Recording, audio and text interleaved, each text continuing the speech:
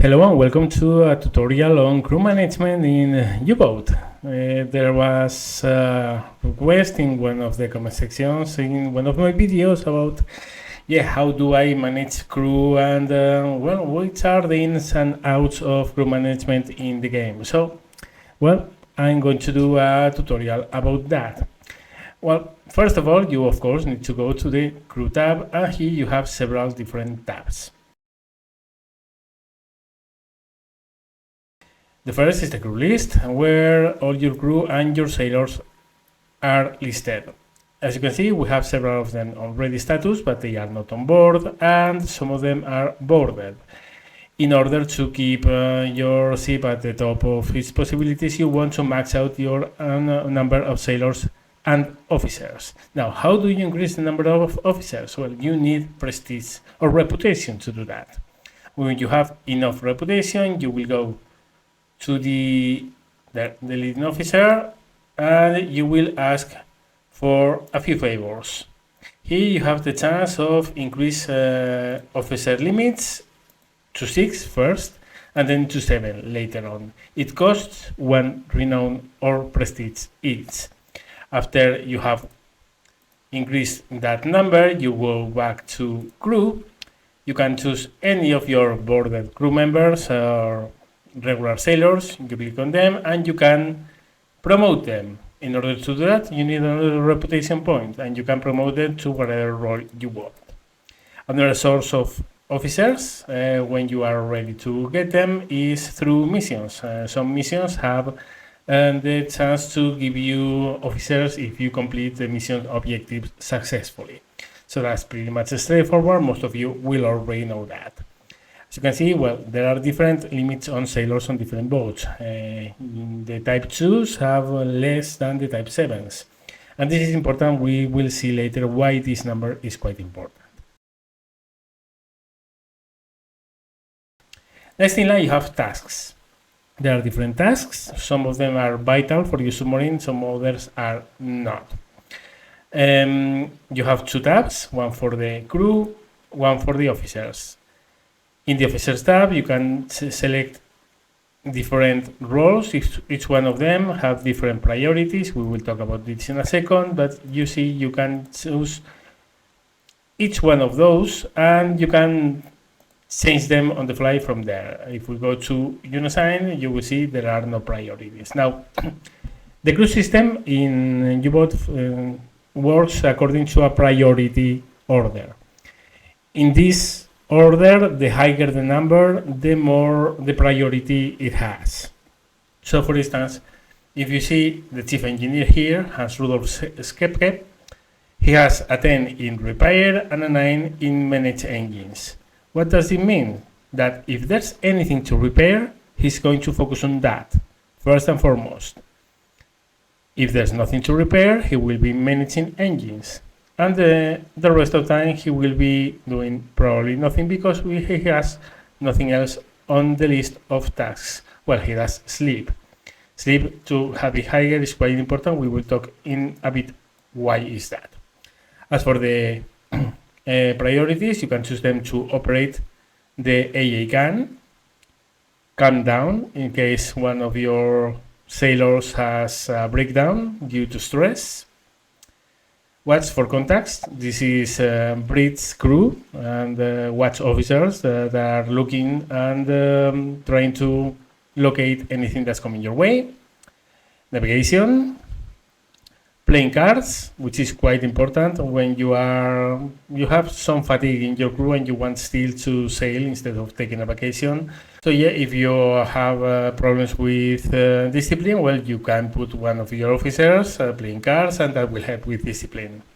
The next one is resupply ammunition. This is quite important if you have you see that if you have a deck gun mostly, and if you have any kind of rounds in the storage room or in the cupboard of the cabinet.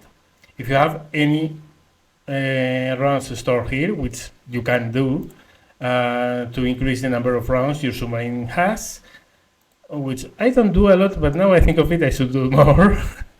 If you have some kind of priority on one of your sailors to do this. When they have free time, they will be carrying that ammunition to the deck gun if the storage of the deck gun allows to.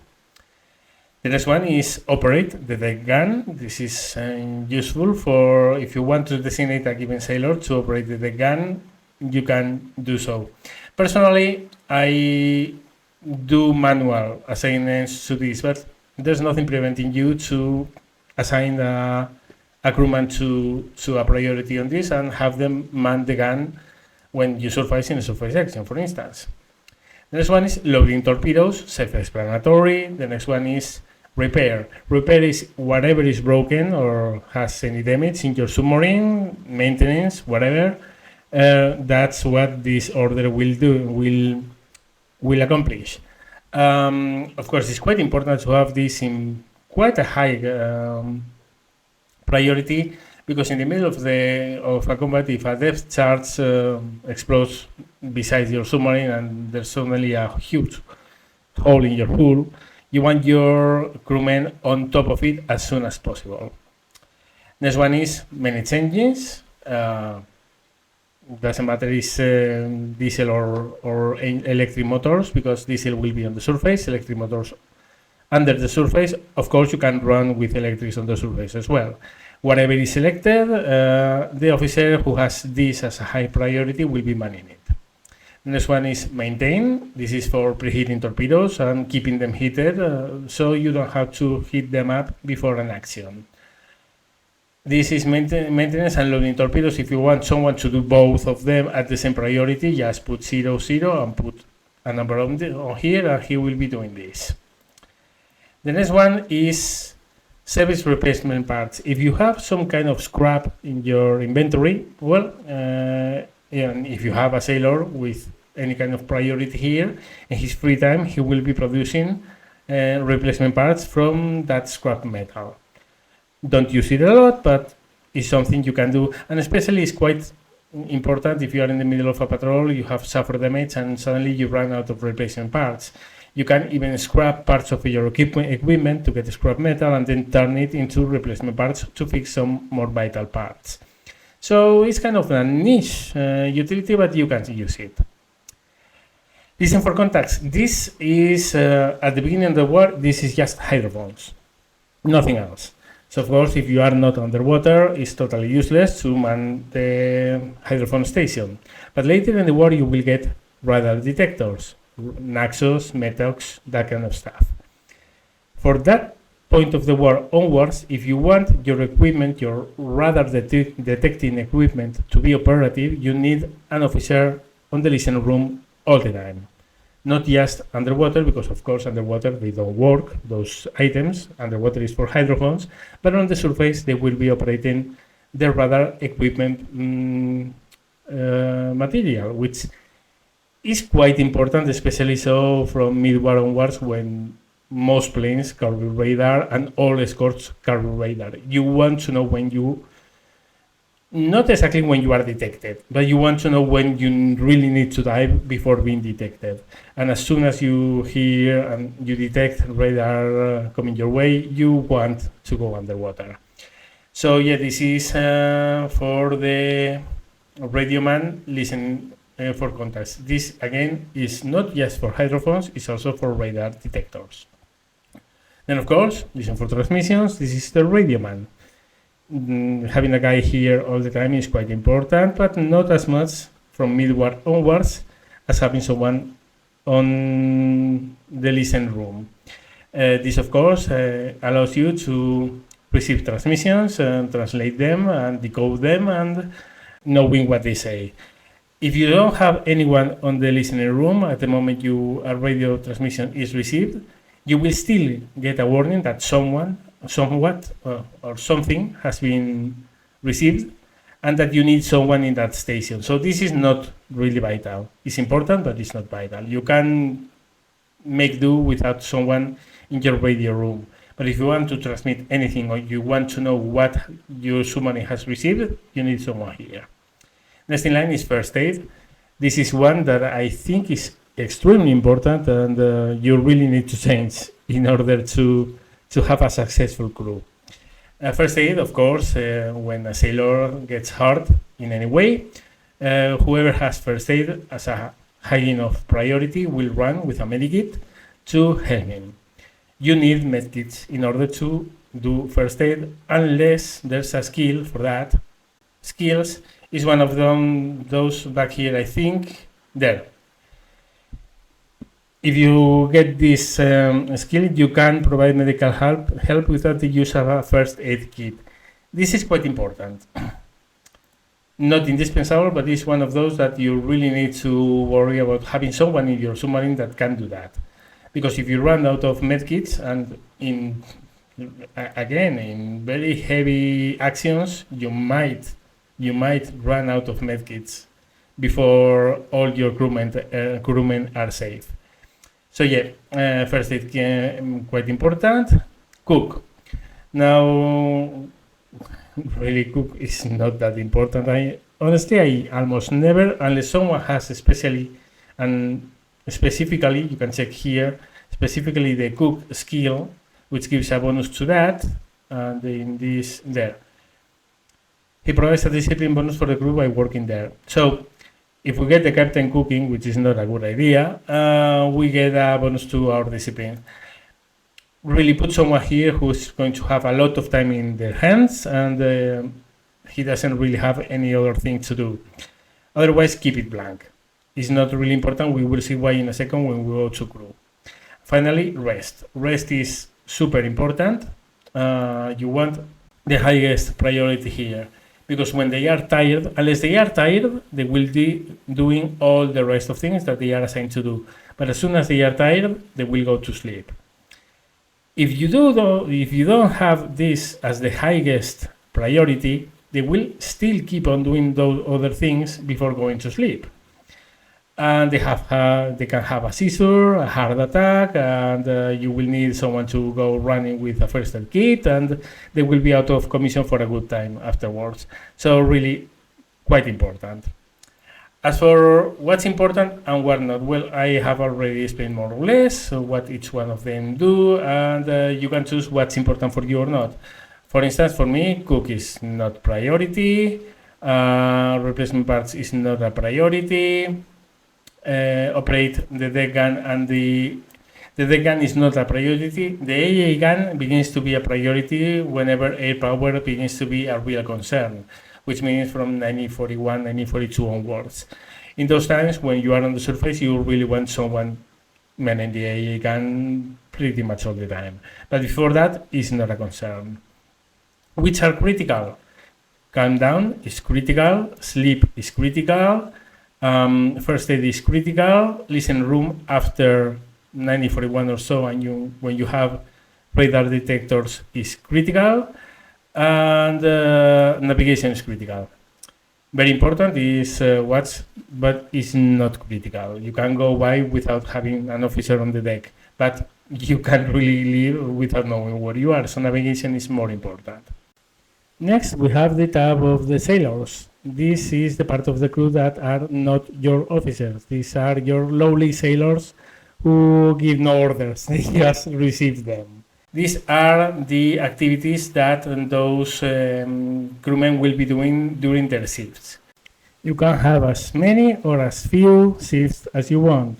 If you want to create a new shift, you click on this button, the new shift, and you will be able to create a new shift with different priorities, and then you go to schedule and you give the times of the day when that shift is active. I usually go with a 3-shift model, but you can go with 2. There's usually no need to go to 4, and just 1 shift doesn't work. So you will choose here to go between 2 or 3 shifts. As for what they do, mostly these numbers are very close, very similar to, or these icons are very similar to these ones, but there are some difference. Engines, again, priority to go to the engine room and help the officer there. Observation, go to the bridge and look for contacts. Cleaning station. This is for cleaning the submarine. If it's not clean and you are in a pig house and everything is stinky and washed, then discipline will fall quickly, very quickly. So this is more important than you think. Galley, well, again, you don't really need an officer to do the cooking. You can get your crewmen to do that. You won't get any bonuses to the discipline for that, but you will go on with your patrol, not even noticing this is a problem. So yeah. Observation periscope. This is for getting your crew to keep a watch on the observation periscope when you are underwater. I will speak about each one of them individually after I'm done with this, and this really is absolutely worthless, but I will talk about that later. Helmsman station, this is for keeping crewmen on the helm. Of course, it's quite important if you want to change course to have someone to turn your submarine. So yeah. And depth stairs, and very similar to Helmsman station, but on the dive planes. Radio room, if you don't have an officer there, you still want some crewmen there to know when a message has been received.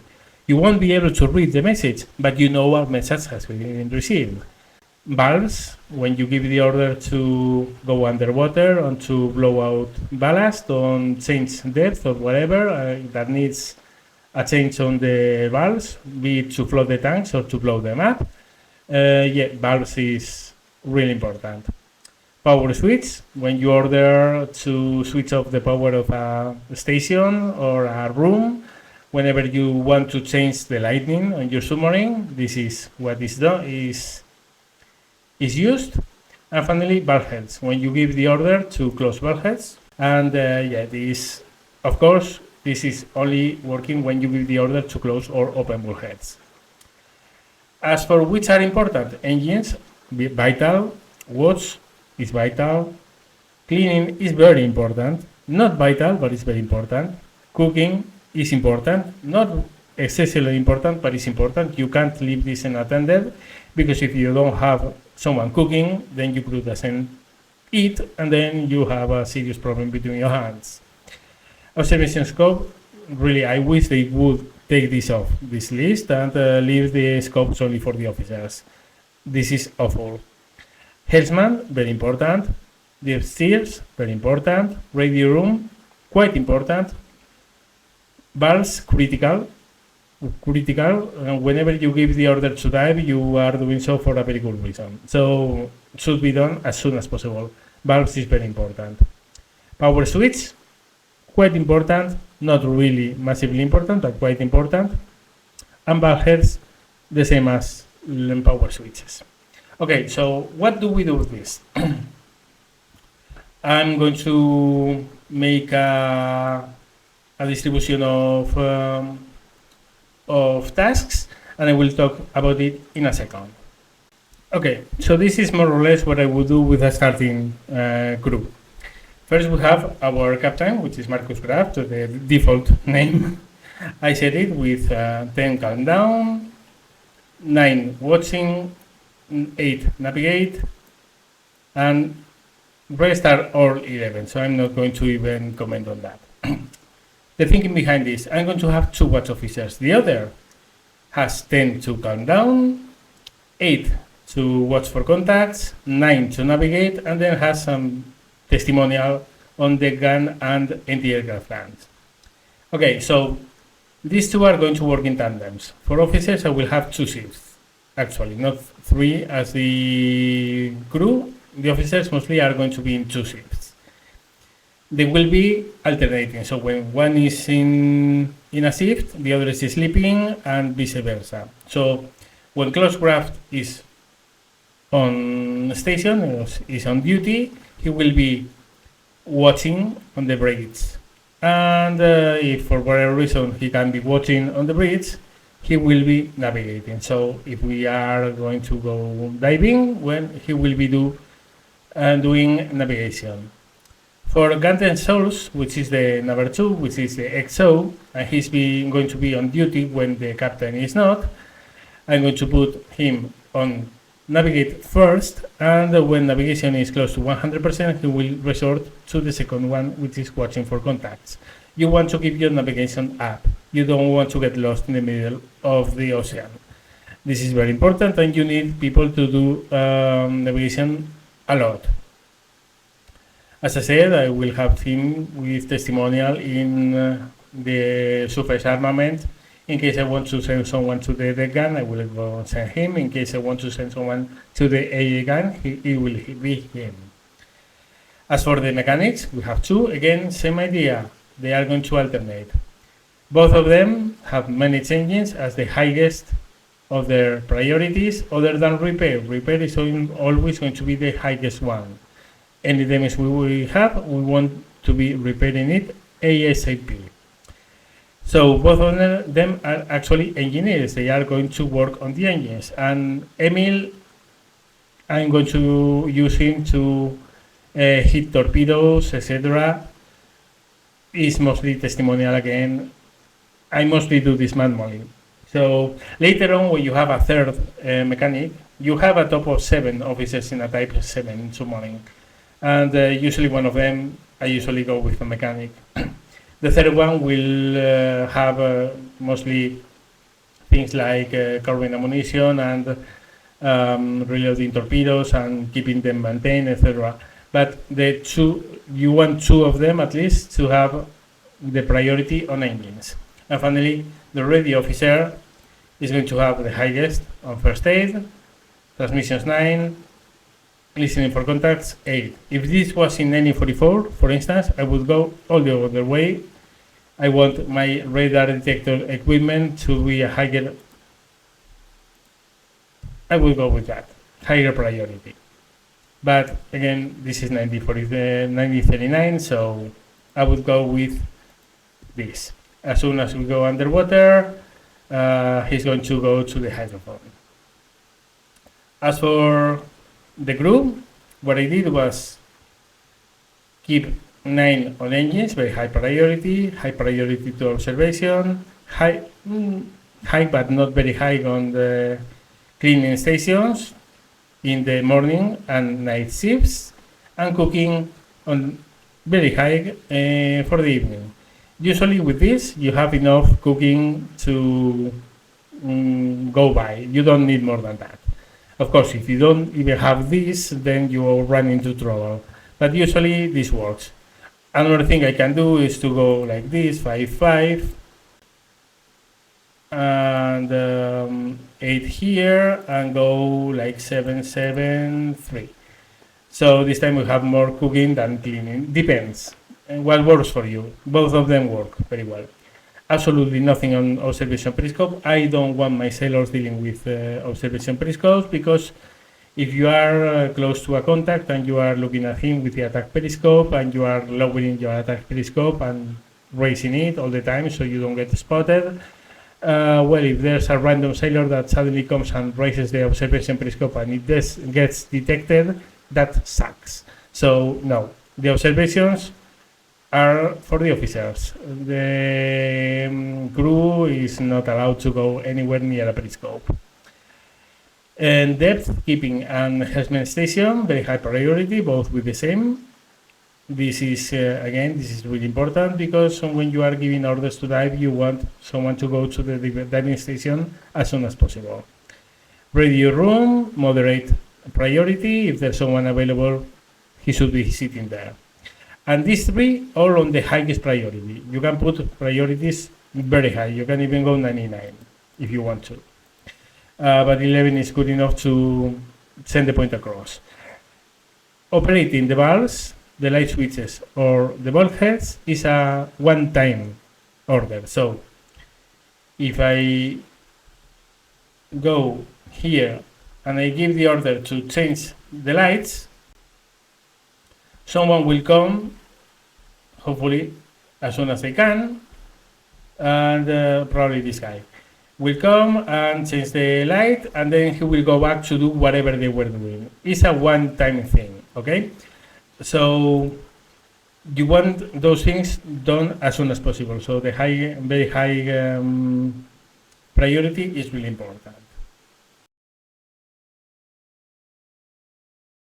Next, schedules. Well, for the schedules, of course, this is the time that your sailors and officers are either working or not working. You can go with anything. I highly suggest you never go with anything. You go with either free or work. Anything doesn't do anything. Really, it's kind of the funny thing that anything doesn't do anything. Here is where you put your crew and your selection of shifts during the hours that you want them working or free. If you are going with 3 shifts, as I am, well, it's pretty self-explanatory. It's one shift of 8 hours, the rest of the time free. If you go with 2 shifts, it will be 12 and 12. As for the officers, I don't care that these guys have 3 shifts. The officers is a different world. I always put them on 12-hour schedules. Exception made for the radioman when you only have one radioman. You will see that the life of this guy really sucks until I can get a second radioman. What I do is put the officers and the mechanics on 12-hour shifts, but I don't do them consecutive 12 hours. For instance, I will take my main mechanic and I will tell him that from here 2, 3, 4, 5, 6, 7, 8 hours he will be working. Then we will take a break of 4 hours, then 2 hours, and then rest all the time, or rather 4 hours, and then rest all the time until he gets back to work. And with the other guy, what I will do is to take all the moments that the other guy is working and tell him, you rest that time and you work on the rest of the time. You can see that this gives us 12 hours of work by officer, but with a slight break in the middle, so they are not overly tired by the time their shifts come to an end. I could obviously go this way,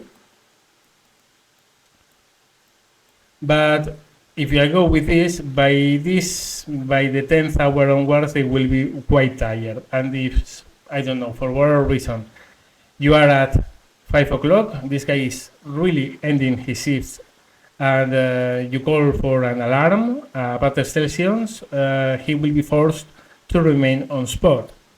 And he will be very tired. There's a very high chance that he runs out of stamina in the middle of an action. You don't want to do that. So what I do is, instead, keep one officer up all the time. When one is up, the other is sleeping. With the leaders, exactly the same. My captain will have a similar... There you go. And the XO will be up when the captain is not. So just like this, 12 hours. And actually our captain has a much rougher deal, because he has 8 hours and then he goes to sleep 4 hours, but then he has to come back for 4 hours before sleeping again. Meanwhile, our XO has his 8 hours and then he has another 8 to sleep. It works both ways. So yeah, finally, our radio officer. Now this sucks for him, but what I do is the following. Shifts of 4 hours and 2 to sleep. This sucks for him because this is 16 hours, okay? But I want him up as much as possible. When I have a second one, what I do is to split their different allocations and do similar things to the leaders and the mechanics. But when you have only one, you want him up as much as possible. And this is a way to keep him up as much as possible. Now and then, he will be really running down on stamina, and you will have to order him to go and sleep. Once he's full, you call him from sleeping and he resumes his usual rotation. But for the most part, this works perfectly. You rarely have to do anything about this. Unless, of course, you come in the middle of a very long action where you are calling battle stations for, I don't know, 12 hours in a row, and everyone is super tired, and then you have to manually take them back to full stamina, because this won't do. If someone is super tired, he can do 8 hours in a row because he will fall asleep. Or worse, he will have a seizure, and yeah, you don't want that. Okay, next is the squads. Squads is how you divide the work of your sailors, not your officers, your sailors. Here you can define how many sailors are in a given shift and how many of them are working for a given officer. Now, you want, in order to know how many sailors you can use per shift, you come here, you look, oh, I have 10 sailors. So what I could do to keep a balance and to keep them not overworked is to have 2 shifts of 7 and 1 of 6. This way I'll have a total of 20. That means that during the morning shift there will be 7 sailors, same in the evening, and in the night 6. This way you don't overwork your sailors. You can, of course, go with the default 8. This will be on the long run cause a little of a discipline problem, but you can manage it more or less using music on your submarine, playing cards with them, etc. But if you want to go to total neutral, this is what you use. I usually go with this. It's slightly more than 20, it's 21. That means that one sailor is going to be juggling now and then, but for the most part, this keeps a good balance. Next, you are going to select how many sailors are assigned to your officers by default, which means that you don't have to manually put sailors on them. For instance, here I'm manually allocated 2 to them. If you don't want to be juggling with that all the time, what you do is to go to the crew, squads, and you select, well, I want, what are our leaders going to be doing all the time? Well, they are going to be mostly in the bridge, watching for contacts, and they will be navigating. Both of them are really important. I want at least 1 sailor with them. Ideally, I want 2. The mechanics, they are going to be on the engines. Having sailors assigned to them on the engines allows you to run at flank speed, but more importantly, saves you a ton of fuel. I want 2 sailors with them all the time. A radio man does his job whenever he's alone or has a sailor attached, so really doesn't need a sailor attached. If he's in the hydrophone, however, it's very, very worth having 1 sailor with him. But in the day-to-day, in the normal operation of submarines, I'm not going to have him on the hydrophones. So I simply let him at 0. When I'm in alert, when I'm in an action, and I need longer hearing range from the hydrophones, I manually will put a sailor on the sonarman. But for the rest of the time, he has 0 sailors. He really doesn't need any. In submarines like the Type 7, which you can allow yourself to have shifts of 7 sailors, have 2 sailors with each leader and mechanic, and none to your radio man. That means that a shift with 7 sailors will have 4 assigned to officers and 3 that will be totally open to do all the things that you defined here. Okay? Which is really important because you want to have someone cooking, someone cleaning, but more importantly, being ready to dive if you give the order and to steer the submarine. So if I go, for instance, like this, then I'm having only 1 sailor free. So no, that doesn't fly with me. If you're in a submarine like the Type 2, which only, if I remember correctly, has 14 sailors, you really need to cut down on this to 5 per shift, and then assign this like probably this. In a Type 2, range is king.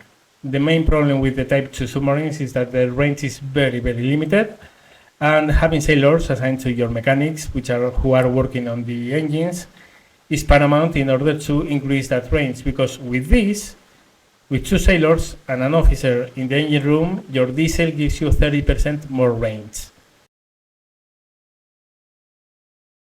Okay, and here we are in our career in U4, the career that we are currently playing, and I'm going to speak for the last thing that we need to talk about in this tutorial, which is berthing. Berthing is quite important. There's a limited amount of bunks in your submarine. In the Type 7 is never going to give a problem because I think there are 6 bunks, okay? But in the Type 2, you can see there are only 4. And in a Type 2, you can have up to 7 officers if you spend the renown to do that. And 7 officers with 4 bunks can be a problem because there are more officers than bunks to sleep. Well, remember, this is a submarine. This is hot bunking everywhere. It's for the crew and it's also for the officers, and in the Type 2 is even for the captain as well. That means that you really need, especially in the Type 2, you really need to make sure that your crew, you can see here how I have my crew and how I divided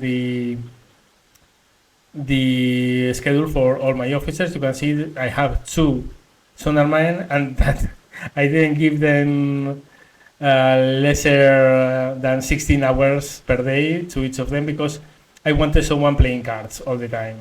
You will see here I have them both on playing cards when they have free time because I have a little bit of fatigue, so yeah, but otherwise I would give them a standard 12-hour shifts. Anyway, what you want to make sure in your schedule is that there's never more than 4 officers who are sleeping.